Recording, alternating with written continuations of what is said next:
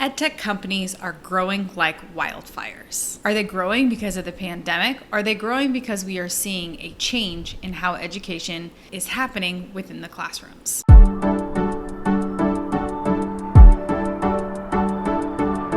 Hi everybody, and welcome back to my channel. My name is Lena Saleh, the Edtech Guru, where we explore all things Edtech and education related.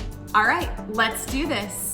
In 2019, schools spent more than $13 billion on edtech products.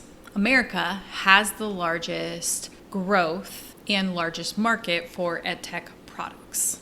But what's the problem?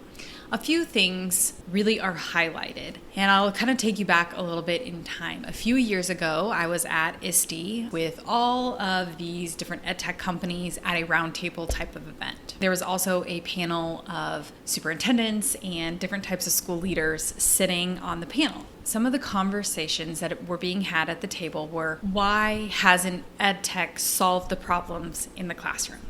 One person I was speaking to specifically had mentioned how the student growth hadn't happened in math across the board throughout the United States. We know that overall students are really not high scoring very much in math, and so edtech companies have sought out to solve this problem like IXL, and there's some different programs as well that are really associated with boosting the math score. So why haven't we seen a gain in these types of things? Well, there are a couple of different reasons why companies end up failing in the education space once they make it past the initial threshold. The first thing is this: when you're having conversations with district leaders or districts or just really trying to break into the education space, there's a lot of bureaucracy that's involved within public education. It's much easier to move through charter schools and private schools than it is for you to move through the public threshold. Let's say here in Austin and Austin ISD, in Denver Public Schools, or if you're speaking about any larger,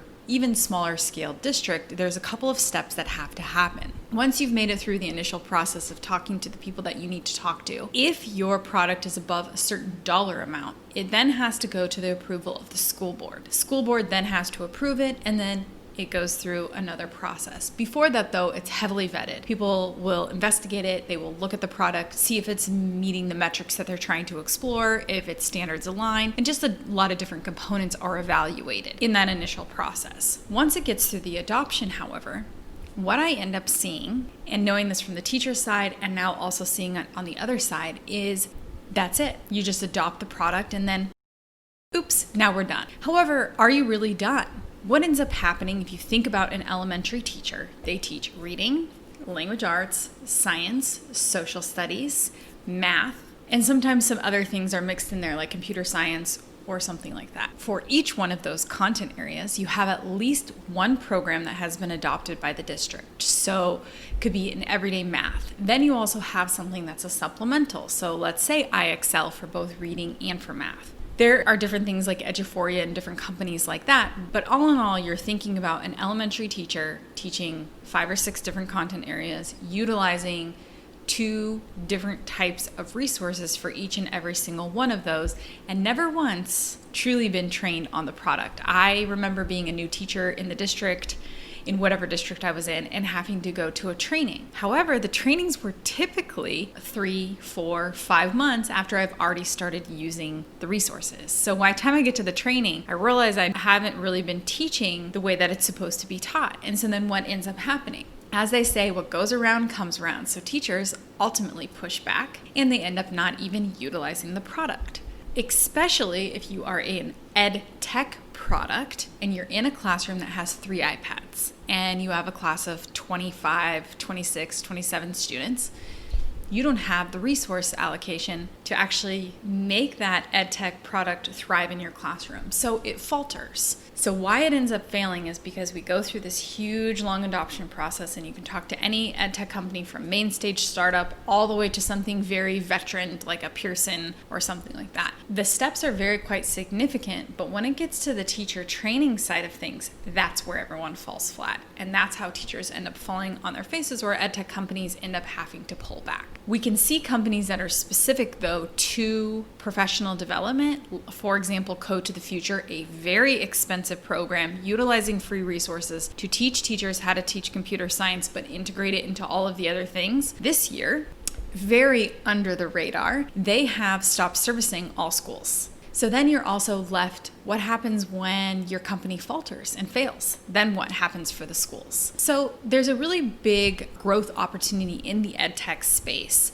But what ends up happening is there isn't a continuum, and there still hasn't been really a continuum for adoption. I remember working with Discovery Techbook when it very first came out. We did a launch in our district, and they were really good. They had really good customer service reps and representatives that were like, hey, nobody using your product. What can we do to support you? And so we set up some professional development time and things like that. So you have to make sure that your metrics and goals are aligning when you're bringing in a new product, and then what does that look like throughout these certain seg points? Are you having a quarter one touch point? Are you having a quarter two touch point? Are you having a quarter three? Are you having a quarter four? And then what's going to happen for your renewal? Oftentimes, districts only want to purchase for 1 year at a time. However, if you're an edtech product, you invested every single quarter doing professional development and doing all of these things, you want to make sure that your product is going to be continuously used. So edtech companies are doing the right thing by creating products that they know there are gaps for within the classroom. A lot of times these edtech companies mean well when they are creating these products, but sometimes the districts have a very slow time at adopting. However, we know that in 2019, there were $13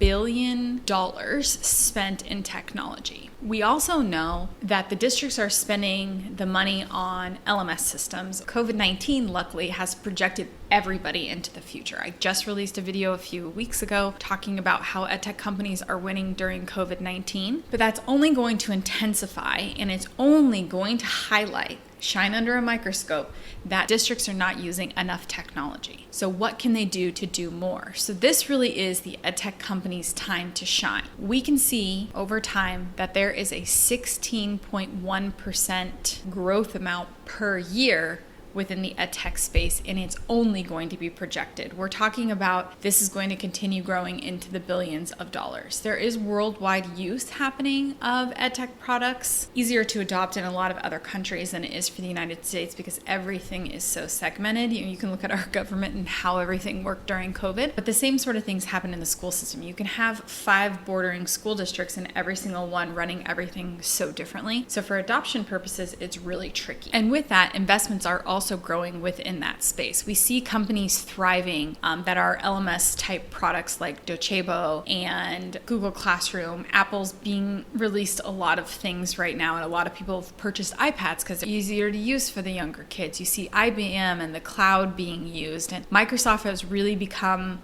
one of the forefront runners in the edtech space with Flipgrid, the ease and use of Microsoft Teams, and just having a little bit more of a secure platform. Google has released some really great updates to really help keep up with the innovation. And I think it was a huge misstep by not offering more schools and districts the Google Chromebook, because a lot of schools ended up adopting Microsoft products, and that actually is going to put Google behind. I think we'll actually see that Microsoft will really come out ahead as the real MVP of this time. But we also see some other things like, VipKid has been growing tremendously, Coursera, some other of those types of technologies. What school districts are also thinking about is how they can run professional development through these LMS systems, which has been a main forefront for the adoption for them as well. And then other things like just purchasing tablet software and things like that to really help run the devices and really able to see that. So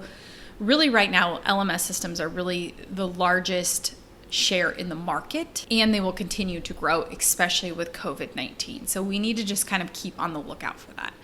So my advice to edtech companies during this time is, while you're really growing and at a fast rate, think about the scalability. Also, think about how you can offer the professional development piece. I've talked about this quite regularly, but it is really important to have a trainer type of model, or some kind of model where you're able to have teachers feel success in the learning. I find that they're more engaged, they really want to use the product and really want to integrate it into their classrooms, and we don't want teachers to have to continuously say what goes around comes around. We want them to say, ooh, that's great. I can't wait to utilize this product in my classroom.